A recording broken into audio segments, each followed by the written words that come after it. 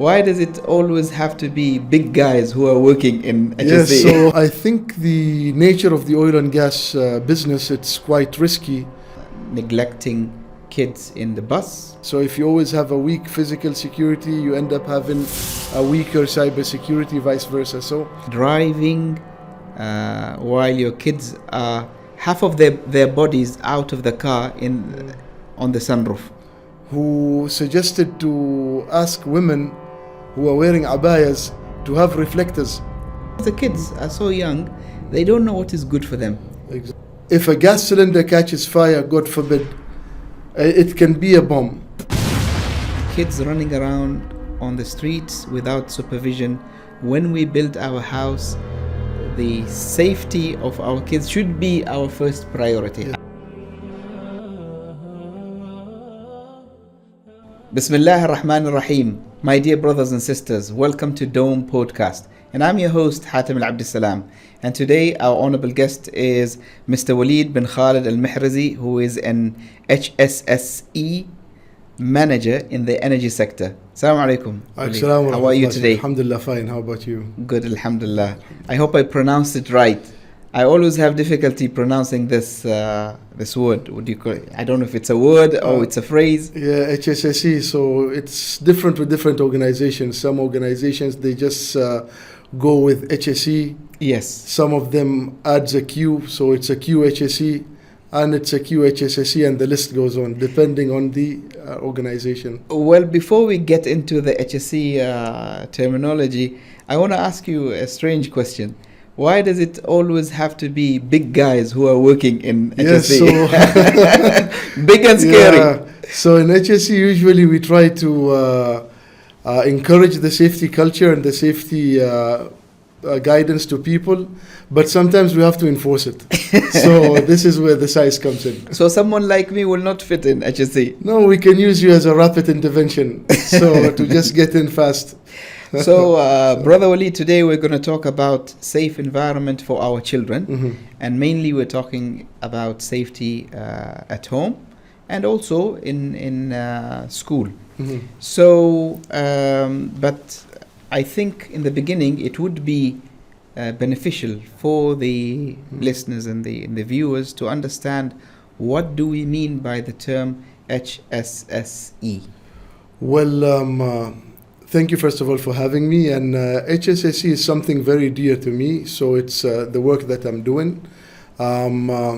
H starts well in industrial or in a professional point, so H is health, S is safety, the other S is security, and then you have the environment. So health starts in the organizations that we work, mainly in the energy sector. So you have the health starts from pre-employment. So you have pre-employment medical checks to ensure that all employees who are onboarded are fit to the job that they are tasked to do. So for example, it's a heavy job. A job requires physical strength, or maybe it's an outdoor job. You do not want to expose people to the dangers of that environment if they are not healthy enough to actually perform that job. Yeah, especially for the people who have back pain, disc pain, and knees, problem with their knees and so on. Yeah, and so it goes on to things as color blindness. So there are color blindness. Some people are recruited in certain area where they cannot read the signs because of the situation or the condition that they are in. One of the things that I came across when it came to the medical examination is people with flat feet. Yeah. And in certain employment areas, they are not accepted because of this symptom. SubhanAllah. I don't know if you came across this, but I saw a few people who have flat feet. I'm not sure about that. We have, our occupational health specialist at the company, so they take care of that part mainly, all the medical things. But it's the first time I'm hearing it, to be honest, because again, flat feet, they can be solved by a pad that's worn under the shoe or in the shoe itself. let us not get into medical complications. Yeah. Please, I'm not a doctor, by the way. So we are done with the H. We will move on to the S. And the H actually continues. Oh, it continues. We just talked about the part of pre-employment. Okay. So during the employment phase, it goes through ergonomics. So the way we sit, we position our computers, disks, screens, etc. The way we deal with the environment, with the surrounding, the hygiene inspections, and it's a very, very wide thing. Sound, noise pollution, and recently with COVID, well, the occupational health doctor at our facility was the superstar of the COVID response. So with his expertise, etc., it was additional value to the other things also. So all the precautionary measures to keep in place, etc. And then you go to the industrial hygiene part. So the whole industry with the sounds that are happening in the industry, and the list, it's a very, very, very long field, or a very wide field, the health part.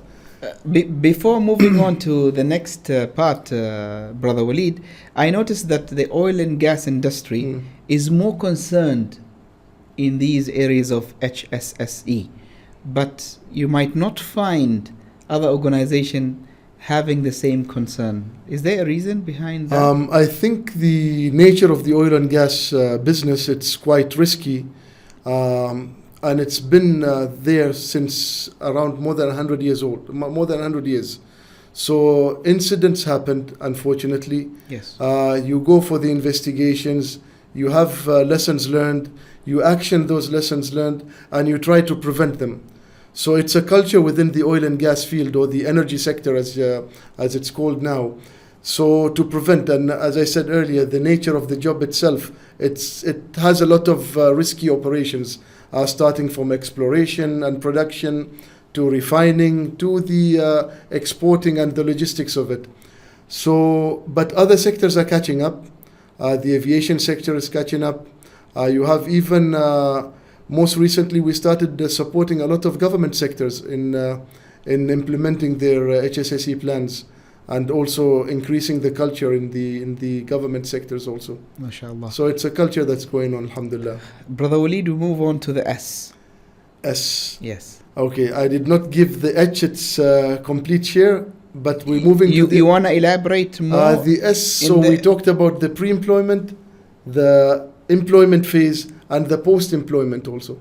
So which is after retirement? After retirement, or yes. After resigning, you need to go for another medical check. Most probably to ensure that the work environment did not have a negative impact on your health as you're exiting. This is normally a requirement for the retirement or resignation, or is it something that is optional that you can do after? It's within the field that I'm working in. It's a process that needs to be followed. So yes. You are tested. So if, for example, the medical checkups, it's a pre-employment medical checkup, and then for a person who's below 40 years, it's once every 2 years. For normal people, for people with high-risk jobs, it's once every year. If you're above 40, it's once every year until you go for retirement or you leave the organization. The job. Yeah. All right. The S. Safety. So safety, again, it's another very, very, very wide topic. So the safety of everything. So you start basically with the safety of the employees. The people are the number one asset for any organization. So how do they work safe? The processes, the procedures, the clothes that they are wearing, the shoes that they are wearing, the sunglasses, or the safety glasses, not the sunglasses, and the processes that are followed in the company, the lifting, the putting down of things. Again, you touch base with the health, the ergonomics, the liftings, how do you lift, manual lifting, and the list goes on. Safety is a very, very, very, very wide topic. Yeah, and I think once you are in that environment of safety, health and safety, you become aware of the dangers surrounding you, not only in the workplace, but also you transfer this knowledge to your home. And that's what we're going to talk about later on, inshallah. Safety is mainly about preventing. So I always tell the new joiners, if you expect people to thank you in everything you do, well, it will not happen. Because our main responsibility is to prevent. Yes. So whatever was prevented, nobody knows about it. Yeah. So it was just nothing happened. Nothing happened. Yeah. And nothing happening is good news. It's good news. It's good news. It's good news. So are we done with the first S? We can jump to the other one, Yes. security. So the security is obvious. So we focus mainly on this physical security part of the assets. So the belongings of people, the security and the well-being of the employees. The access to the organization, people coming in, people going out. And we work hand in hand with our colleagues in the IT departments with the cybersecurity. Yes. So if you always have a weak physical security, you end up having a weaker cybersecurity, vice versa. So we support each other. It's a complete chain. Jumping to the environment. So it's our surroundings. So the environment, our operations are mainly energy derived operations. Yes. So how do we operate within the environment and the surrounding community without disturbing the environment and the surrounding community? So we focus on, for example, pollution. We focus on noise, visuals, anything that can pollute the environment. There's always mitigation plans to prevent them. And waste also. Waste management, yes. Waste management. Monitoring things to enhance them. And reactive measures whenever an incident happens, how to recover from the situation that you're in. And of course, you're working in line with your colleagues in the communication or public affairs section who deal directly with the community to address these issues when they arise. So the other thing that is not a part of the HSSE is the emergency response and management. So there's no an F or fire department in there, but it's a part of the HSSE. It's a part and parcel. Yes. So the emergency response, emergency management, how you collaborate with basically the authorities surrounding, and how do you run emergencies from a communication point of view. Yes. So mainly in HSE, you focus on three things: to protect the people, to protect the assets, and to protect the reputation of the organization that you're working in. Yes. It's a very easy job. I hope so. It's that easy as you put it. Now the term is very clear. We want to move on to a smaller scale, which is our homes. Yes. But before getting into the homes, I want to start off with the recent incidents that have been happening. Some of them happened this year, some of them happened in the past years.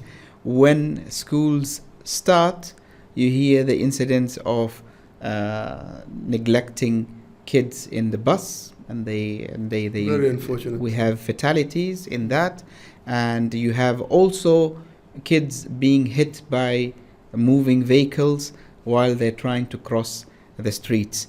So this is a concern to every parent. You rely on the transportation system, whether it is personal transportation or the transportation provided by the educational institution. But somehow it has become, a concern. I personally have not reached to a level where I have the trust to send my kids on public transport, so I take them myself, and I appoint a family member to go and pick them up and make sure that he gets them from the door of the school. But what can we say about such incidents? Well, vehicles or road safety in general, it's a very touchy topic, if you may.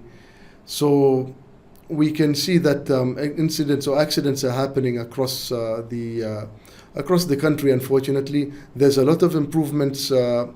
Talking about last 10 years, yes. There are many improvements that happened. Alhamdulillah, Rabbil Alameen. The ROP has been doing a wonderful job to reduce the number of fatalities. Yes. They also work on road safety campaigns and awareness and many things. But it comes to the individual responsibility. So individuals, it's always individuals who mainly rushing into things, for let us say. So for example, if you wake up in the morning, you go to work. So how often do we check our vehicles? How often do we go around and just see the tires are okay? Is the fluids in the vehicle are in place? For example, your coolant, your brake fluids, etc. Just opening the bonnet and seeing what's inside the bonnet.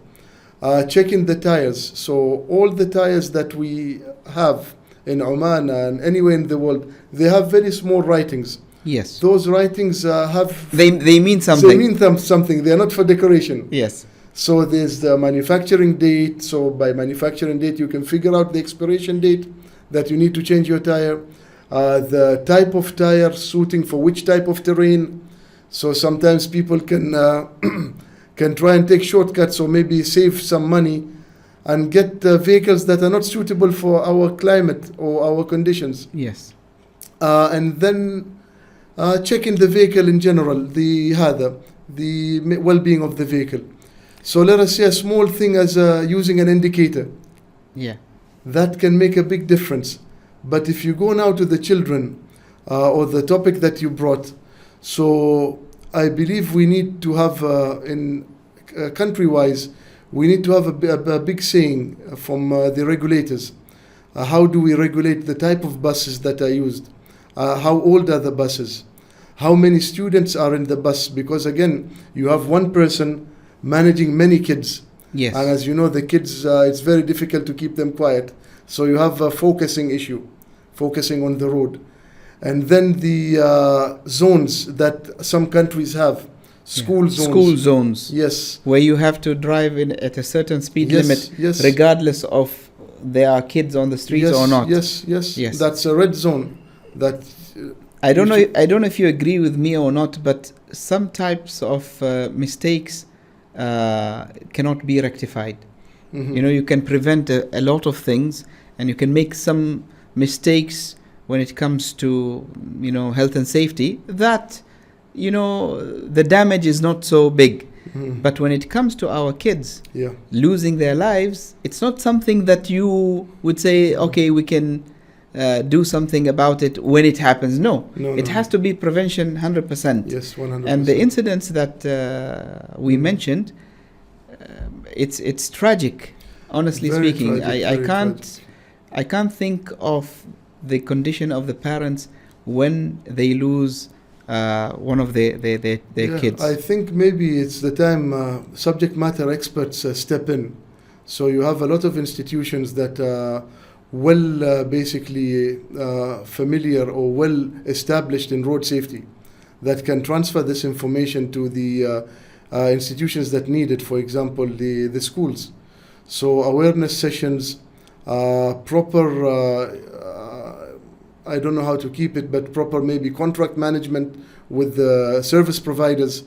They need to be strengthened to ensure that we introduce these things. So for example, in the energy sector, especially for people who are working, let us say, off the capital areas, we call them remote areas. Yes. Everybody needs to have defensive driving training. So how to be driving properly in a defensive manner. So it takes you through a lot of skills. You can enhance your driving. In the same sector, we also have systems that we employ, in-vehicle monitoring system, or IVMS. Yes. That monitors the vehicles, the speed, are the people wearing the safety belts. It even monitors the habits of the driver. Do they harshly brake? Do they brake properly? So the systems are there to help you to regulate this industry. Yes. Regulate, control, and prevent incidents before they happen. I want to add a few things to the list, Brother Waleed. The first thing is seat belts. Yeah. When we take our kids personally, we take them to school or we go to the park, whatever, you find the parents wearing seat belts and their kids are running around in the car. The second issue is driving while your kids are half of their bodies out of the car on the sunroof. Sunroof or side Especially mirrors. in Kharif Salala. Oh, Kharif Salala, tell me about and it. in occasions like the National Day. And then you also Football matches also. have adults or parents who drive with their infant on their lap. So all of these things, you don't see them like once. They are like a regular thing that happens all the time. Yeah. And people continue doing them because I'm not so sure if it's right to say that there are no enforcing the rules are there, but I mean taking action for such things, because when you go to Salala, for example, it's obvious. Everybody sees it. Most of the cars, the kids are on the roof. Unfortunately. And this is not in secrecy. It is open to the audience.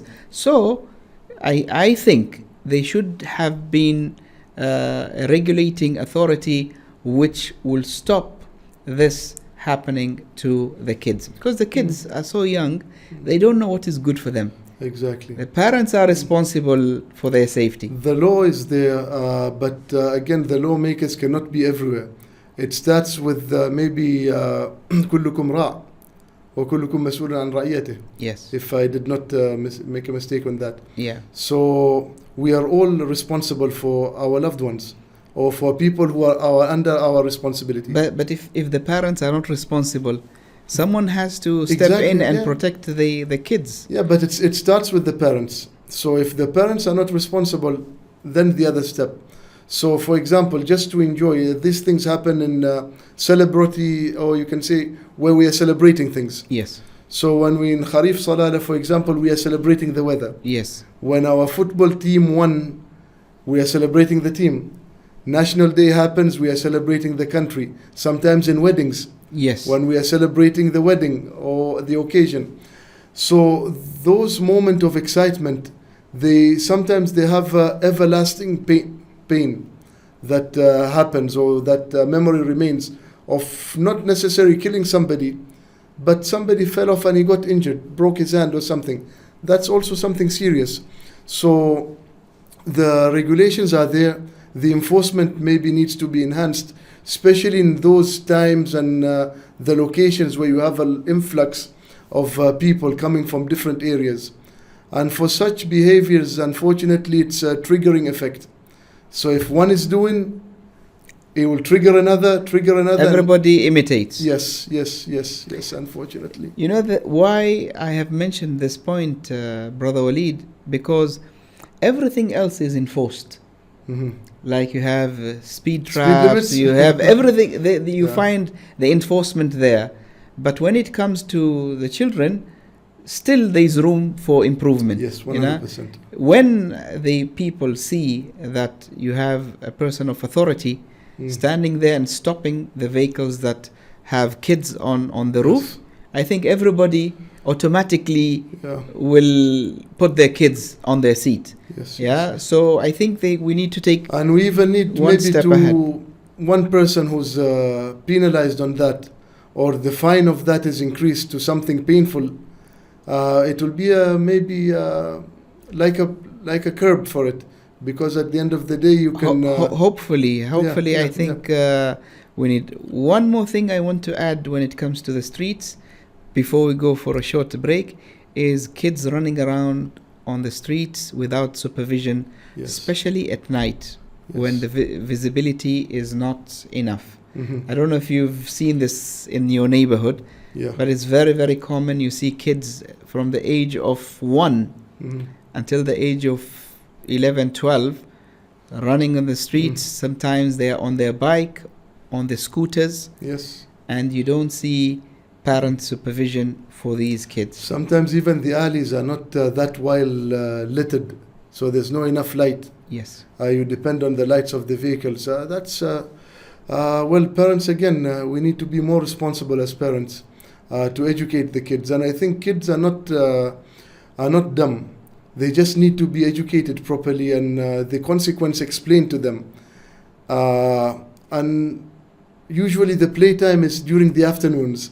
Yes. So during nighttime is mainly during summer holidays or holiday times that maybe you see children outside.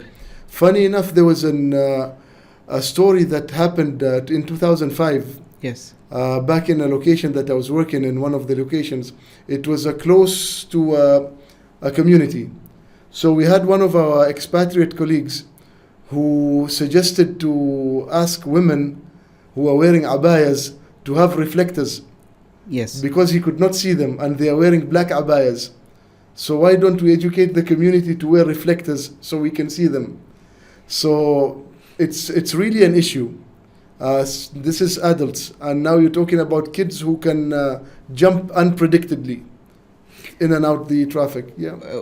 One of the things that I want to take the opportunity for this podium to address our issues is to have dedicated special play areas for kids. Yes. Kids should not be on the streets in the first place. 100%. Whether riding their bikes or scooters or playing football or anything else or hanging around, they should be in each residential area a dedicated place for kids. This you will solve at least 60% of the problem. Exactly. Yeah, but when you don't have, in a confined residential area, you don't have a dedicated place for kids to play, the result will be the kids will go on the streets. They will look for and places if to the play. parents are working or they're coming back from work, they're tired, they're sleeping, the kids go out on the streets and they get hit by the car, it becomes a calamity. Yes. So I think maybe we should think a little bit out of the box and try and come up with...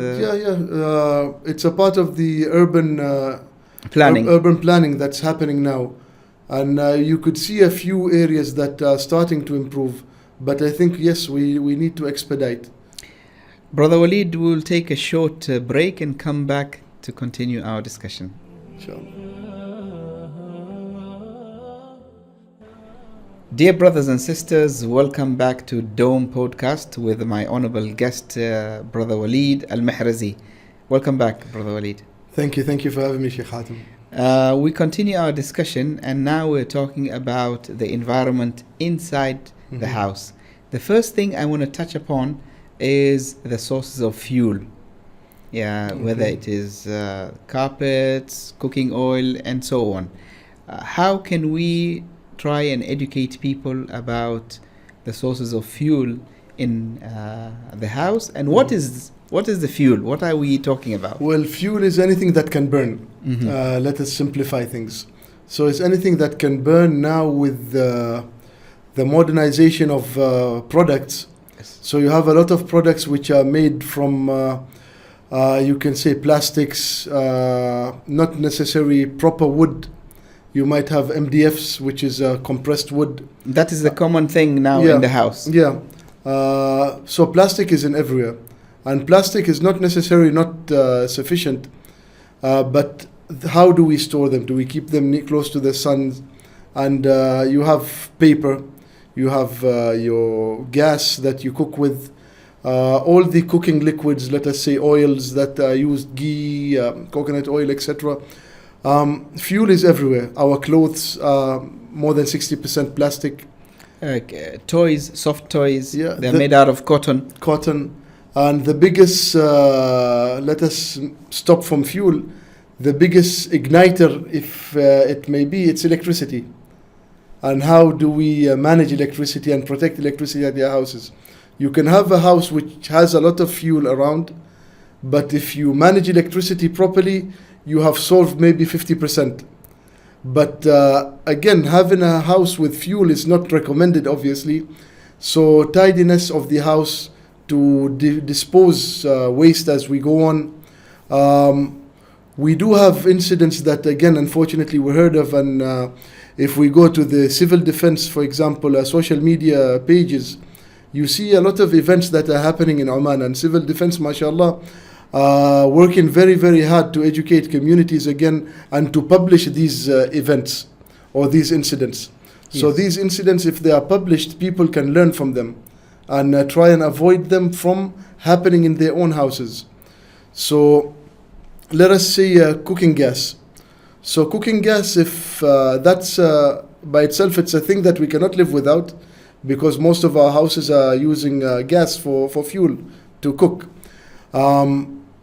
If a gas cylinder catches fire, God forbid, it can be a bomb. So more or less with the size of cylinders that we are using in Oman, you are talking about 100 to 200 meters radius if it explodes, which is very, very rare. So how you deal with the gas cylinder catching fire at your house? Do you have a fire extinguisher at your house? Are you trained to use a fire extinguisher at your house?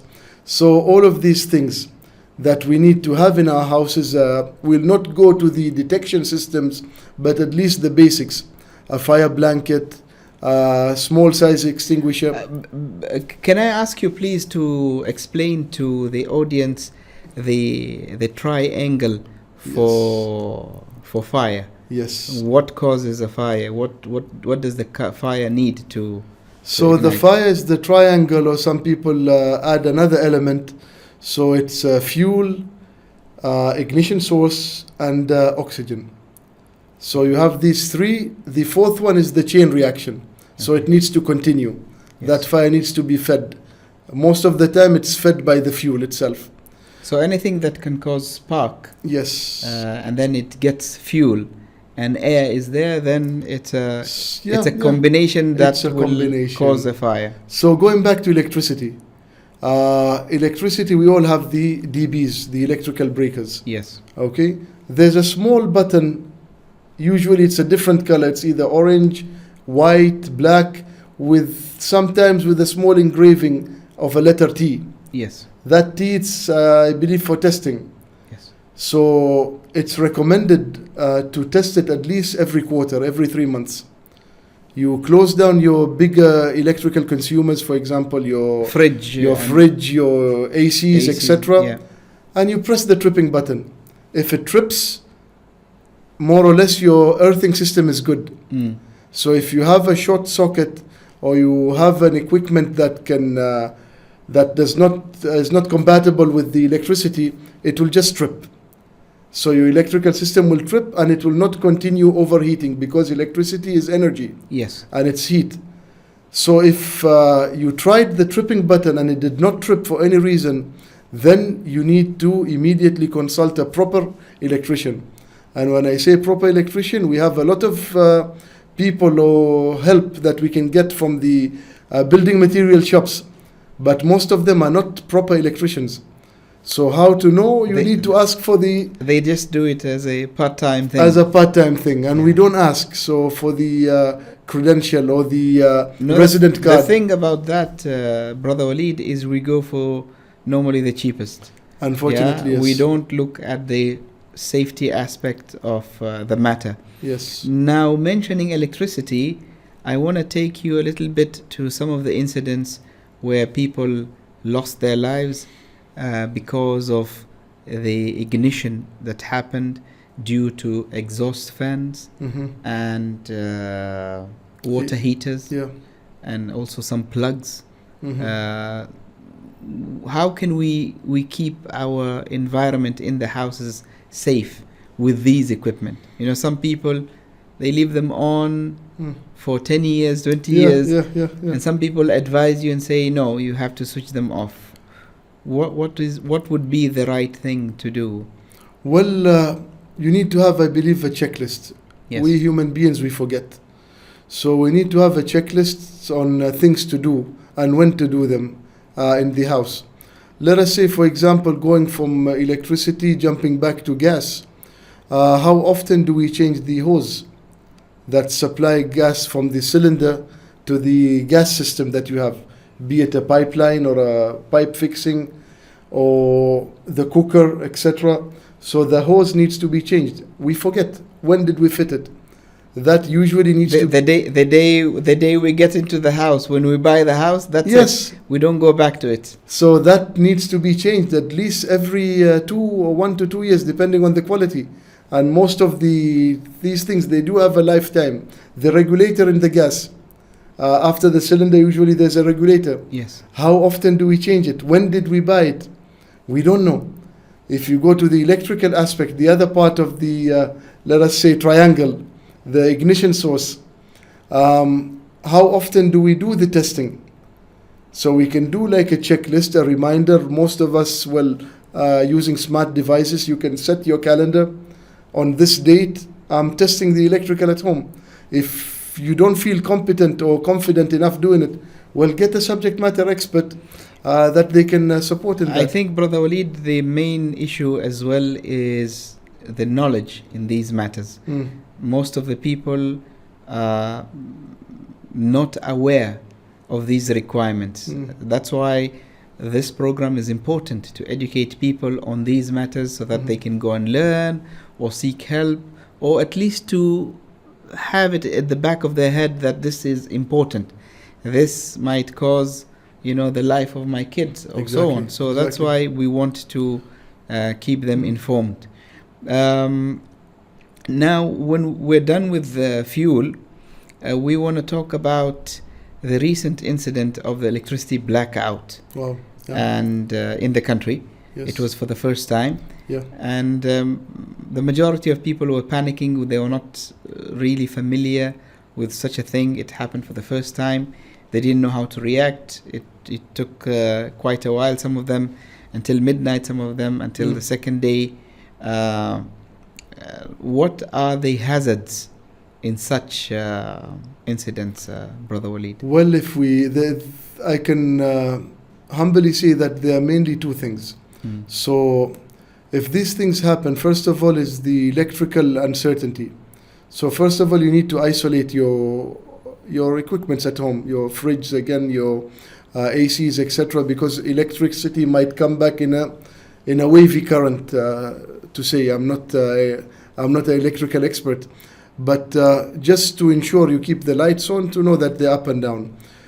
We need to invest on backup plans. So, for example, rechargeable torches, perhaps larger power banks. Yes. That we can use for equipments. There are some people who the exit sign or the emergency light. Emergency lights. Emergency light. Yes, that can illuminate, and there are many in the market. There are some that can illuminate up to 200 minutes after electrical outage. And there are some people that maybe we did not mention who relies on machines. Yes. For their well-being. So if like breathing ventilators. Exactly, breathing ventilators, other machines. That maybe they can invest on a power bank, a reliable power bank that's kept for emergencies. And the other part is the food safety or food hygiene. So there were incidents that I heard of food poisoning after that event, because most of the frozen foods defrost. Yes. And we did not pay attention to them. And then when the electrical came back, they refroze again. And then you go and take it from your freezer and defrost it again and cook it while it's already basically rotten or started to deteriorate. Yes. So there's a small trick that I learned it from my boss at work. He was talking about it. It's a very, very small trick, but it's very, very useful. Yes, teach us that trick. And I promise we'll not tell anybody. Okay, so it's a secret. So this, just take any container that's not made out of glass, that will not break in the freezer, a plastic container, etc., small one, it doesn't need to be big, and freeze it. Add water and freeze it. The moment it's frozen, you can keep something heavy on top, a coin, a stone, anything that does not float on water. Yes. So, and this, even if you go for picnics, you go to visit your family, you go for maybe 2 or 3 days out of the house. When you come back, the moment you open the fridge, look at that thing. If the object sinked, it means that electricity went off till that ice defrost and that thing went down and it refroze again. Subhanallah. So it's a small trick that can prevent a lot of food poisoning. So if you see the object under the glass or the container, it means that you had a power failure, and then while you're away, and then it melted, and then the power came back. Yeah. So the reason of this, because the power went off for a duration that the ice melt. So what does it mean? Everything in that freezer melted also, and then it refroze again. So it's a very nice trick to use. I think our viewers will benefit from this, and I think it's a lesson. Most of the time, the problem that we have, Brother Waleed, is we don't expect things like this to happen, like the blackout. Yeah, but now that it happened, we should be always prepared for such a thing. It's like weather phenomenons or weather fronts. Okay. Before Gono, maybe here in Oman, we maybe our generation did not face a big cyclone, but after that we start storing some food because it happened. It became very common. Yes, and now it's very common, and lessons learned as we move. Yes. Now I want to move and shift to a totally different thing, which is the threats in the household. I want to talk about plastic bags, small toys like Legos that kids can swallow. I want to talk about storing the cleaning detergents. You know, we have a habit. I don't know if this is only in Oman or everywhere else. We buy the cleaning detergents in big quantities in the jerrycans, and normally they're colorful. They're in pink or red. And then we fill the Vimto bottle or the water bottles with these detergents. And then we put them in a place that is very easily accessible to the kids, which is under the sink. Under the sink. So the kids come back from school and they see this Vimto bottle with this glowy pink liquid inside, and they decide to drink it. And that's when the problem starts. Wow. So we need to talk about that a little bit. We need to talk about sharp objects like knives and scissors. We need to talk about slippery floors. Yes. When we choose the tiles for our homes. We need to talk about the locks in the toilets. How many times kids are locked internally in the toilet? We need to talk about the roads in front of our house and how easy to access the road for the kids. Pets. Wow. In the house you have cats, birds, and so on. Solid sweets. Yeah, choking hazards. Yeah. You have the height of the terrace when you want to have a barbecue or anything on the terrace. But when we built our house, we are focusing on how pretty it is, and we're not thinking. Thankfully, I have a one-story house. So it becomes a disaster, man. Yeah. Stair rails and electricity cables. I will leave you elaborate on this, and then I will share a story about the stair rails, inshallah. Okay, so wow, it's a big subject. A long buffet. A long buffet. So maybe.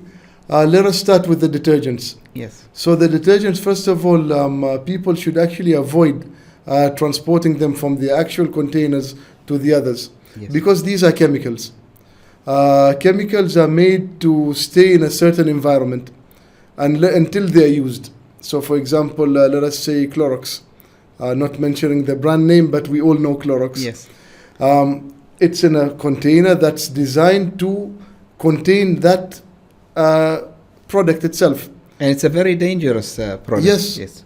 And if you move it to another container, you might, first of all, that other container may not be made to host this chemical. The water bottles. Yes. Which are mainly plastic. Yeah, and disposable. And disposable. They're meant to be used once. Yes. They are not meant to be refilled again.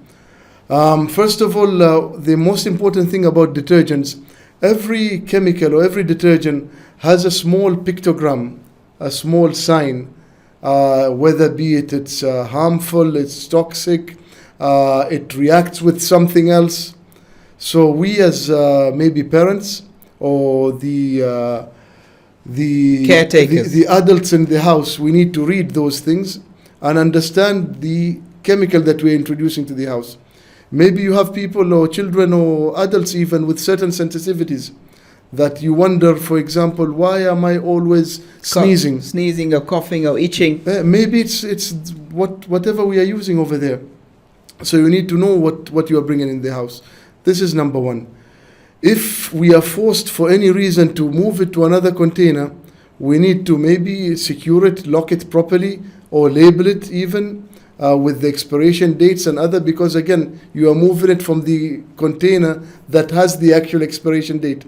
So we need to, I don't advise moving it, but if we need to move it for any reason, it needs to be labeled properly. Yes. And anything that's labeled properly, anything that has harm, we need to educate the kids. Kids come, this is dangerous. We are keeping it here because of ABC. We must have a reason. But do not go. And then that area needs to be locked. Now you can get in many shops these cabinet locks. Yes. That you just lock these areas. And we need to educate kids. As I said, kids are very clever. If they are told and they are told properly what is the risks, they will understand. They will understand. And information now, it's available. You can go on YouTube and Google, or search for a video and show the kids, see, this is what happens. And it will be education for ourselves also. Because now, even for electricity, you need subject matter experts for proper consultation, etc. But for general education, you can always go to YouTube. There's a lot of educational videos on electrical safety. You just need to take the effort. You need to, start something. You need to care. Yes. You need to care, basically. And the other harmful things that are in the house, again, it's all about containing these things. Knives, usually they should be in drawers that are not reachable. If you need to use a scissor with the child, they need to be taught how to use the scissor. We need to teach them there's a safe way of using things, where to place your hand, etc. So you teach them how to do it. And you have the safe scissors which have a curved edge, not a sharp Exactly. edge. You can start training them with that, and then they can graduate to the bigger stuff. But the kids need to understand the hazards. The sweets that we talk, or in general choking hazards, I had an incident myself with my daughter on a choking hazard. We try our level best to prevent them, but they keep on coming back to the house. They I don't know if you experience the same. They like to swallow the 25 beza, the 50 beza. Yeah. My son swallowed three times. Yeah. Alhamdulillah, my kids don't accept coins. They want notes. So when we went to the doctor was joking with my son, and he said, after doing the X-ray, he said, "You don't like banks, huh? You like to store your money in your tummy." Yeah. And unfortunately, that's the case. The other thing is, when we go and buy toys, Brother Waleed, we don't look at the age tag. Yes. You have toys, you have sweets, the age tag. Sometimes they might get in the house when it comes to gifts, maybe, that you cannot control. But when we buy, the age limit is there, from 2. And that's actually for the kids, for the safety of the kids, number one. Number two, if you buy a gift or a present that's older than the kid, it will just not be useful for them. Yeah. Brother Waleed, I think we have so much to talk about. Let us take a short break and then continue with our discussion.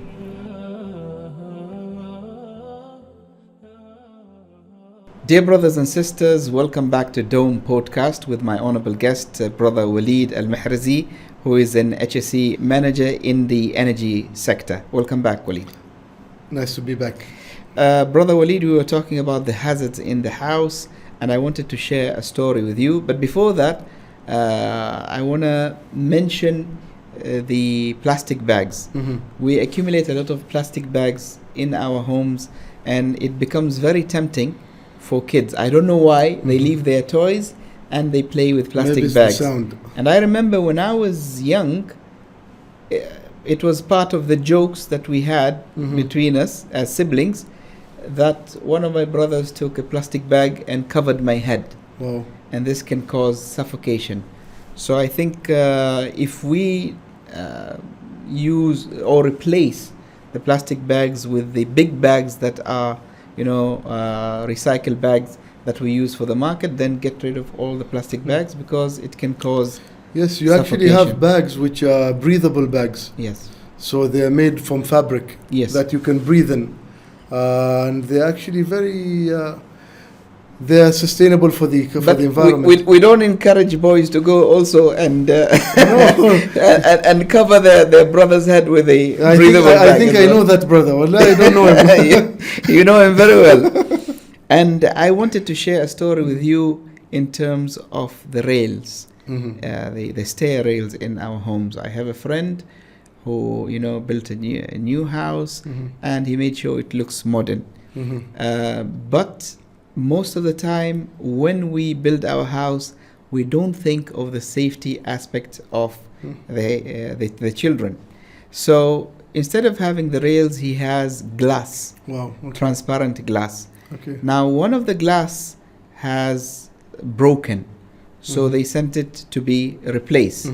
So his daughter, she was almost 5. She was going up the stairs, and when she reached to the penthouse, she was just holding the glass as she's going up. Yeah. And she did not notice that piece of glass was missing, and she fell from the 3rd floor, diving immediately to the ground.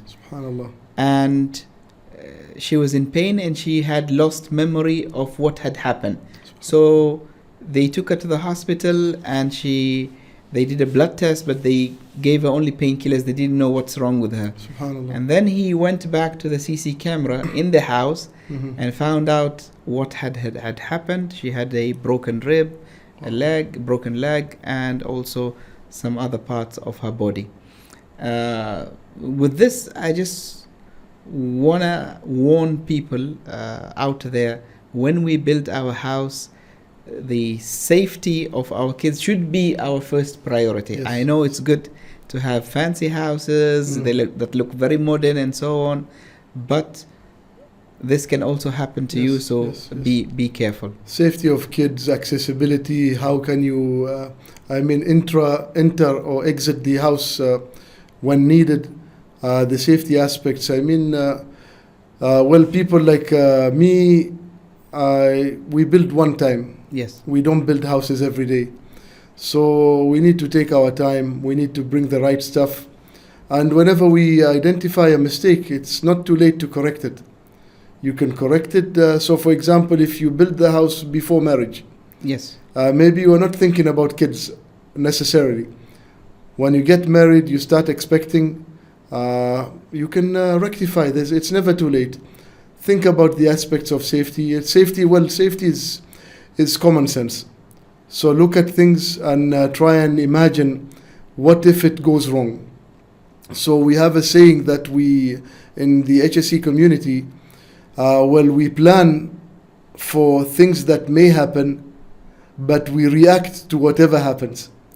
So if you discover a mistake or a gap or a glitch in something, it's never too late to change. And look at the safety, even not necessarily for kids, even for elderly people. So sometimes we don't build the houses with, let us say, ramps, yes, for wheelchairs, etc.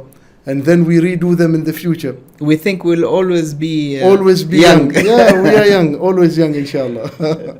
I want to touch up a little bit on infants. When you have an infant who is months old and you have other kids around, normally there's jealousy, and there's younger kids trying to play with the infant and so on. So this is also very important to bear in mind, that kids have the mind of their own. If we can have the solution for that, we'll be very rich. I think to be attentive all the time. Yeah, to be attentive. And an incident happened to my friend. His wife was busy with the infant, and then she had to change the pampers. So the other son, who was 2 years old, who was standing watching the mother changing the diapers. So the mother then turned her back to throw the diapers. It was like a few seconds, and this boy took cotton and shoved it in the mouth of the infant. So when the mother turned, this baby was already suffocating. And the boy, he immediately said, "It wasn't me. I didn't do it." So from this incident, you understand that kids have their own mind. Maybe he thought, that would stop the baby from crying or anything. I don't know what was going into his mind, but we have to be very careful. Subhanallah, to be very careful, to pay extra attention, especially when we have small kids. And to add to that, whenever we have an opportunity to train our loved ones, ourselves, in first aid and how to react during these events, it's always helpful. It's a very, very minor investment to take a first aid course that does not cost as much as people think it costs. Will add a lot of value to the well-being of all of us. And not everybody maybe needs to be trained. The adults in the house, one person can be trained and they can educate others. But again, if you are trained, you need to be certified to perform first aid. But to have the knowledge itself, it's good. Because it's a life saving. Yeah, you can see even, for example, outside of the house or in the house, the incidents that happen in football. Yes. So somebody faints, they call it swallowing the tongue or something. It's just a small technique. You just push the head back and open the airwaves or the breathing way, so you can breathe properly. And if you are trained as a first aider, you tend not to panic as much during this type of events. Because you're expecting such because again, you are trained and you start following process. Okay, I do this and then this and then this. But if you are not trained and you just react, sometimes you just panic and do nothing. You mentioned something very important, which is training our kids. And you previously said you have to talk to them and explain to them about detergents. Now, this is so important that we explain to them, like evacuation in terms of fire. We should educate them even how to play with one another. Because sometimes, especially with boys, they tend to be very rough with one another.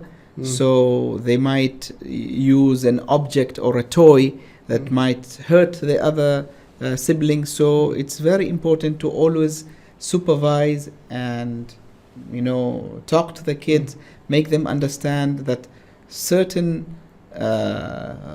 way to play is not acceptable because it can hurt your brother or your sister. I want to touch about the community as a whole, to have this idea of awareness in terms of HSSE and so on. Yes. What can we advise them? How can they go about this? Well, I think again it goes back to schools since they are hosting a large number of people. Yes. And mainly you can go from grade 1 till 12. There's young and then there are young adults also. Yes. But they are not that matured. They are, when they get on the higher classes, they are matured enough to understand and to maybe help the younger ones in evacuation. So you have many countries who have evacuation drills, for example, within the school environment, whether be it a fire. We don't have earthquakes in Oman, alhamdulillah rabbil alameen. But we hear of earthquakes surrounding by the sea areas.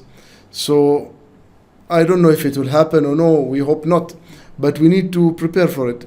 You have weather conditions. You have many things that we need to train ourselves. In Oman, alhamdulillah, being a Muslim country, we have the community centers, which are the masajid. Yes. So in the masajid also, we can start having these initiatives to have even like a community discussions, community committee to deal with such events and to help each other and to have lessons. I believe in most communities that we have in Oman, we do have people who are working in entities that are dealing with emergencies and maybe crisis management. You have people in the military who are well experienced in this. You have people in the ROP, people who are working mainly for Ministry of Health. You have many entities who are trained on these things that can add a lot of value to the communities, and not forgetting the energy sector also and the subject matter experts. So for these small things, usually you need an idea, and then you build something that's fit for the surroundings that you have. Assign people for different tasks and have an understanding, at least when disaster happens, people know what is expected or what they should react. So these community centers or masajids, they need to be activated more than just maybe for prayers and and religious lectures. Yes. Because again, preserving people's life, it's a part of religion. Yes. The indeed. whole concept of religion is to preserve oneself and the community at large. Finally, Brother Waleed, what are the minimum requirements of a safe home? Like, what are the things that we need at least to have them in a home to be safe with our kids? Okay, so first of all, electric. We need to ensure that we have a good electrical system. Yes. By testing, by getting a subject matter expert who, I repeat, actual subject matter expert, Yes. to verify it and check that everything is done properly. This is one. Have a look on the surroundings, the entry, the exit. So you always have to have options. Yes. If you have an emergency on the front door, your back door needs to be accessible. Yes. Not accessible for you, accessible for all members of the household. Yes. In the kitchen, for example, cooking, you need to have at least a fire blanket. A fire extinguisher can do good, but you need to know when to use what. Because sometimes it's better to use a fire blanket than a fire extinguisher. And also the smoke detector. Smoke detector. Yes. The smoke detector, that's a detection system that it's good to have. It's very, very important. It's very, very helpful for smoke and for gas. Yes. We heard of a lot of incidents, or a couple of incidents, that you had a gas leak while people are sleeping. And somebody just put on something, a light, or opened a door. Ignition. An ignition happened. So that can be avoided by a safe shutdown system, if you have it, for the gas supply, or a gas detector that can be linked. And again, it's never too late.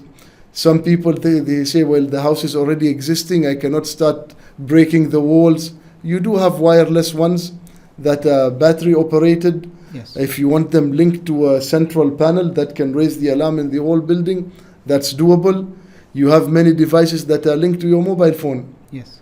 That can act as that. So a fire blanket, a fire extinguisher. Most of us have fire extinguishers in our cars, but we forget about them. They're outdated. They're outdated. So to check the fire extinguishers in the cars, that if you don't have it at your house, but you know that they are in the car. So the fire extinguisher, just to make it easy, you take, it's a cylinder. You just, most of the cars have dry powder or dry chemical fire extinguisher. Yes. They need to be inspected at least once a year by a professional, but you have a lot of fire equipment supplies shops around Oman. There are many. You just need to look for them or just Google them. But every once in a while, every 6 months, you just take the extinguisher and move it. If you feel something is moving, it means that the powder is loose and it can be useful. If nothing is moving, that powder has been there for many years and it's not inspected, and it's maybe khalas, it will not serve the purpose. Yes. And again, talking about the fire extinguishers, even in public areas, we need to know them. So for example, if you have an electrical fire, there's no use you coming with a water fire extinguisher. You will even cause more damage. You will cause more damage, and you will most probably electrocute yourself. Yes. Or if you have a foam fire extinguisher, it's also water-based. So you need to use a dry chemical or a CO2 fire extinguisher. Yes. The downside, the dry chemical, to me, it's one of the best fire extinguishers. The downside, it makes a lot of mess. So you'll have to deal with the aftermath, the powder everywhere. But again, electrical fires, mainly a CO2 extinguisher. If you have a gas or a liquid fire, so I mean a gas fire with the cooking oils, a fire blanket, or just using the lid itself to remove the oxygen from the triangle. Yes. So it dies off. But again, never use water on a cooking oil fire, because the water will immediately evaporate and expand. And this is where you get most of the injuries happening. Somebody will see a fire, they will just take water and spill it. And the water will immediately evaporate due to the heat of the oil itself, and it will splash oil everywhere. And the heat generated by steam, it will be also a bigger heat. a larger heat يعني. Brother Waleed bin Khalid Al Mahrizi, who is a manager, HSSE manager in the energy sector. Thank you very much for being with us. Pleasure to be And here. I'm sure today the discussion was very, very useful for me personally and for everybody else. So thank you again and see you next time, inshallah. Inshallah, jazakumullah khair. Thank you, Sheikh Hatim. You're most welcome. Dear brothers and sisters, thank you very much for watching Dome Podcast. From me, your host, Hatim Al Abdissalaam. Assalamu alaikum wa rahmatullahi wa barakatuh.